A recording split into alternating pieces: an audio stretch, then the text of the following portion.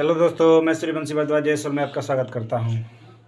आज एनसीईआरटी आज class 12th के क्लास ग्रामर चैप्टर के क्लास जो है, इसके पहले हम लोग क्लास के डिफिनीशन पढ़े थे। क्लास क्या होता है, ठीक है ना, क्लास के बारे में आज हम लोग पढ़ेंगे। काइंड्स ऑफ क्लास, क्लास क्या होता है, ठीक है ना।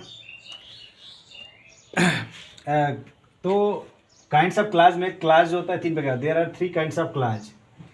क्लास जो होता है तीन प्रकार का होता है। एक होता है प्रिंसिपल क्लास, जिसे हम लोग मेन क्लास या इंडिपेंडेंट क्लास भी कहते हैं। दूसरा होता है सबऑर्डिनेट क्लास, जिसे हम लोग डिपेंडेंट क्लास भी कहते हैं। और तीसरा होता है कोऑर्डिनेट क्लास, जिसे हम लोग कोऑर्डिनेट क्लास का हिंदी होता है समानपदीय उपवाक्य। सबऑर्डिनेट क्लास का होता है आश्रित उपवाक्य। प्रधान या मुख्य उपवाक्य हम लोग प्रिंसिपल क्लास को कहते हैं, ठीक है ना। प्रिंसिपल क्लास का डिफिनीशन क्या होता है? The class that completes its meaning is called principal class. मतलब कि वह उपवाक्य जो अपना अर्थ स्वयं पूरा करता है उसे क्या कहते हैं? मुख्य उपवाक्य कहते हैं। जैसे ही राइट्स ए लेटर, वह एक पत्र लिखता है, ठीक है ना। तो ये जो है एक क्या, वह एक पत्र लिखता है, ये एक क्लास है। क्या है? क्लास है। कौन सा क्लास है? ये है प्रिंसिपल क्लास। हम लोग पीसी इसको बोल सकते हैं, या मेन क्लास, या इंडिपेंडेंट क्लास, ठीक है ना। Independent class, main class, principal class भी बोल सकते हैं, ठीक है ना। तो he writes a letter. Main class में क्या होता है कि अपना फाइनाइट वर्ब होता है। मेन क्लास में क्या होता है? अपना फाइनाइट वर्ब होता है।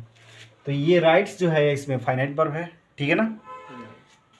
और सब्जेक्ट के अनुसार ये चेंज हो जाते हैं। फाइनाइट वर्ब क्या होते हैं? सब्जेक्ट के अनुसार क्या होते हैं? चेंज हो जाते हैं। जबकि नॉन फाइनाइट वर्ब सब्जेक्ट के अनुसार चेंज नहीं होते हैं। जैसे अभी मैं इसको लिख सकता हूँ, यू राइट ए लेटर, ठीक है ना। अब यू राइट ए लेटर, अब यहाँ राइट्स था, यहाँ राइट हो गया, चेंज हो गया ना, क्योंकि इसका सब्जेक्ट चेंज हो गया, ठीक है ना। तो जो फाइनाइट वर्ब होता है वो अपने सब्जेक्ट के अनुसार नंबर, पर्सन, जेंडर, ठीक है ना, टेंस के अनुसार बदल जाते हैं।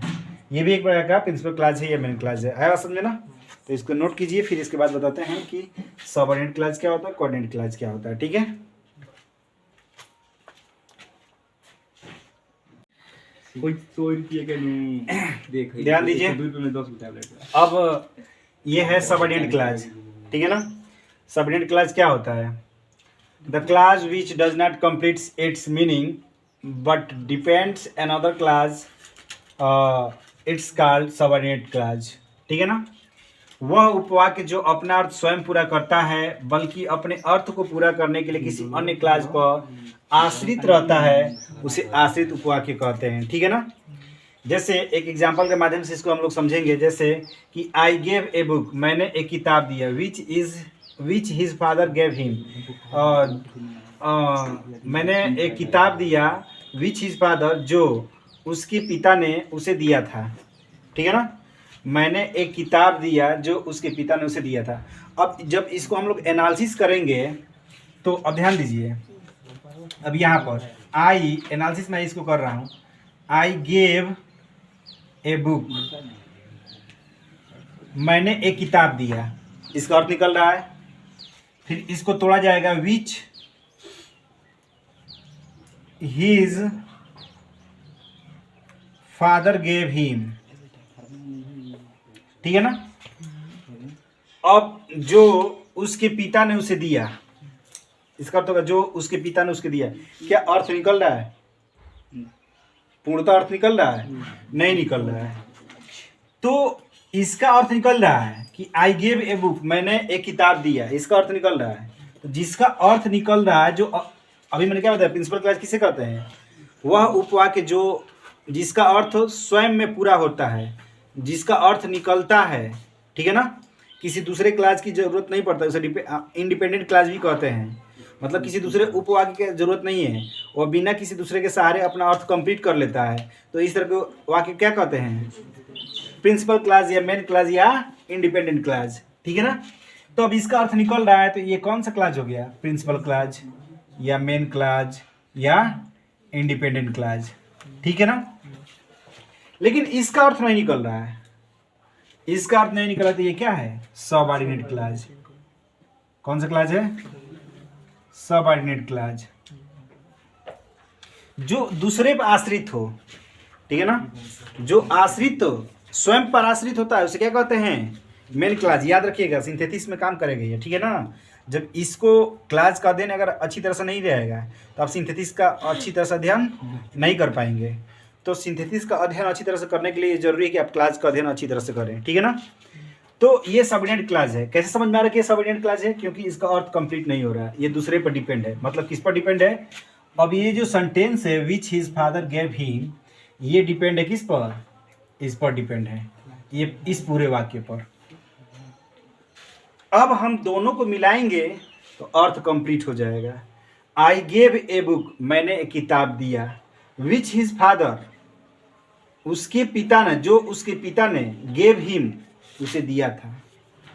जिस मैंने किताब दिया जो उसके पिता ने दिया था, समझ में आ रहा है ना, तो वही किताब दिया, तो ये अर्थ कंप्लीट हो जा रहा है। परंतु हम अलग अलग तोड़ के एनालिसिस करेंगे तो विच हिज फादर गेव हिम, जो उसके पिता ने उसे दिया था, क्या मतलब बन रहा है, इसका अर्थ निकल रहा है, नहीं निकल रहा है। तो ये क्लास हो गया सबऑर्डिनेट क्लास। आया बात समझ में, हाँ, तो नोट कीजिए इसे।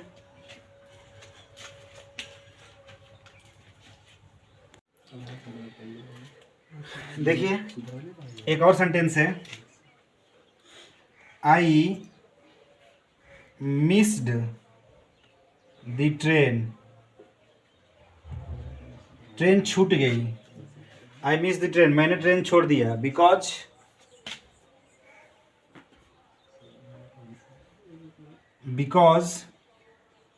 आई was late, because I was late, क्योंकि मैं लेट था, मैं लेट था और इसलिए मेरी ट्रेन क्या हो गई, छूट गई। अब इसको एनालिसिस किया जाएगा तो आई वाज क्या हो जाएगा, आई miss the train, I miss the train, ठीक है ना। एक हो जाएगा बिकॉज आई वॉज लेट, ठीक है ना। मैंने ट्रेन छोड़ दिया, इसका अर्थ निकल रहा है क्योंकि मैं लेट था। अब क्योंकि मैं लेट था से मतलब पूर्णतः कुछ स्पष्ट हो रहा है, क्योंकि अगर मैं सिर्फ बोलूं क्योंकि मैं लेट था, क्या चीज़ें पूर्णतः स्पष्ट हो रही है। जब चीज़ें पूर्णतः स्पष्ट नहीं हो रही है, इसका अर्थ अच्छी तरह से नहीं निकल रहा है, इसका मतलब ये क्या है, डिपेंडेंट क्लास है। क्या है, डिपेंडेंट क्लास है, या इसे सबऑर्डिनेट क्लास कहेंगे। क्या कहेंगे, सबऑर्डिनेट, ठीक है। लेकिन ये आई मिस द ट्रेन, मैंने ट्रेन छोड़ दिया, इसका अर्थ पूर्णतः स्पष्ट हो रहा है। तो यहाँ पर क्या हो जाएगा, यहाँ पर क्या हो जाएगा, ये हो जाएगा प्रिंसिपल क्लास, ठीक है ना, प्रिंसिपल क्लास, और उसके बाद मेन क्लास या इंडिपेंडेंट क्लास, मतलब ये किसी दूसरे पर आश्रित नहीं होते हैं, ठीक है ना। अब इसी सेंटेंस को पूर्णतः मिलाकर बोलेंगे तो इसका अर्थ कंप्लीट हो जाएगा। मैंने ट्रेन छोड़ दिया क्योंकि मैं लेट था, क्योंकि मैं लेट था। तो इसका अर्थ कंप्लीट निकल रहा है कब, जब ये इसको हम लोग जोड़ रहे हैं सेंटेंस से तब, ठीक है ना। तो इस तरह से ये क्या हो गया, एक ये डिपेंडेंट क्लास हो गया, डिपेंडेंट क्लास, और ये हो गया इंडिपेंडेंट क्लास, ठीक है ना। आएगा समझ में। और इस तरह से अगर सेंटेंस की बात की जाए तो ये कॉम्प्लेक्स सेंटेंस हो जाएगा,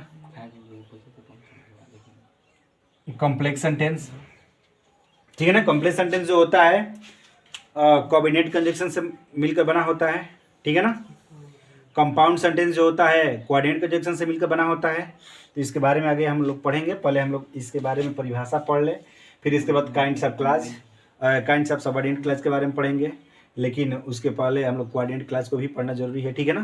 कोऑर्डिनेट क्लास पढ़ लेंगे, उसके बाद काइंड्स ऑफ सबऑर्डिनेट क्लास पढ़ेंगे। सबऑर्डिनेट क्लास कितने प्रकार के होते हैं? 3 प्रकार के होते हैं, noun class, adjective class, adverb class, ठीक है ना। तो इसके बारे में पढ़ा जाएगा। उसके बाद पहले इसको नोट कीजिए।